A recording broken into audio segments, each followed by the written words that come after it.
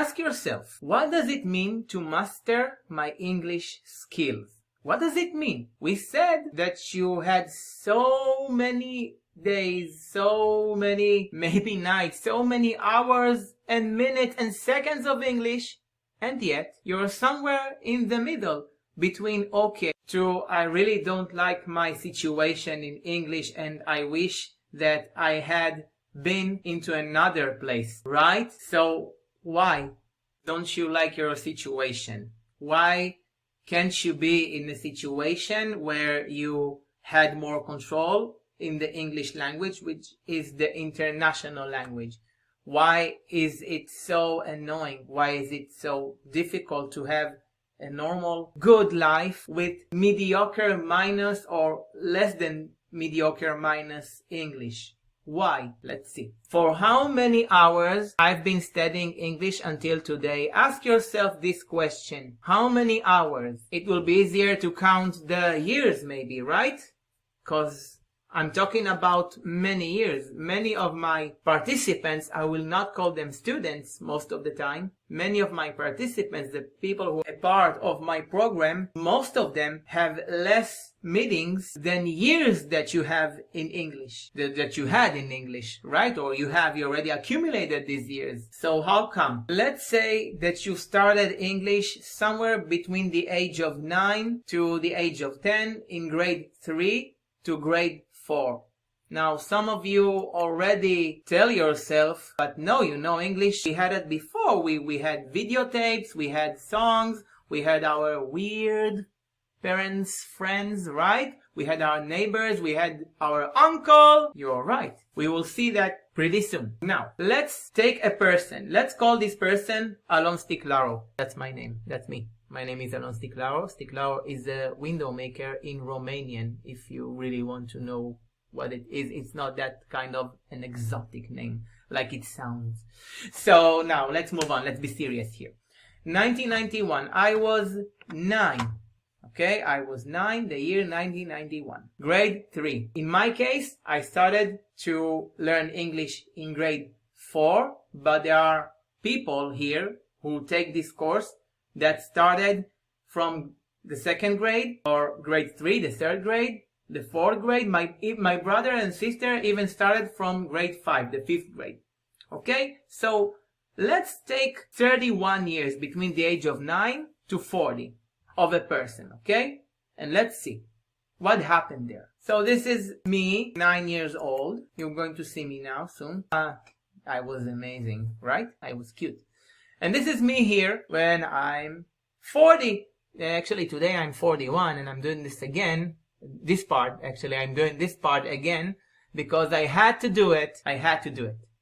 Okay? Remember the question that I asked you before? Why are you about to get an English teacher and an English counselor? You're going to get the answer in the next few minutes. So this is the timeline where you spend and learn your English. Now, there is going to be a table soon with many, many, many numbers. I will show it briefly and I will explain you the numbers in a separate part so the people that want to understand what happened to them in the past and what happened here and there and so on, you will get a separate part of analyzing this reality that you had or not. You don't have to go there, right?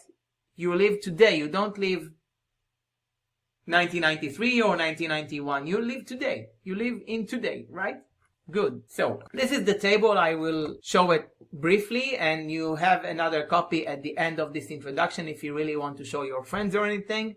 What you need to know is I took all the situations where people meet English and English meets people during their lives and I took it to 31 years, most of them to 31 years, some of them are not here 31 years, right? And I divided them according to daily, which is hours a day, and yearly, which is hours, the number of hours during a year. So if you had daily, you had like 3 days, multiply 31 years, multiply 365 days a year. If you had yearly, you had years, multiply the actual number without multiplying 365 days a year. Okay? So we move on. You probably ask yourself again, what does it mean to master my English skills?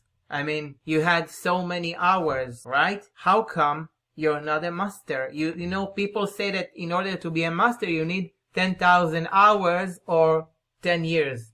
One of them, or both of them together. I say it may be true, but here you see that you have 93,309 if you were the people, if you're one of these people who, you know, were outside quite a lot, you didn't have the access to English. Maybe it's because where you live, maybe it's because what your family members, you know, consume in terms of content. Maybe you were not a computer girl or a computer guy.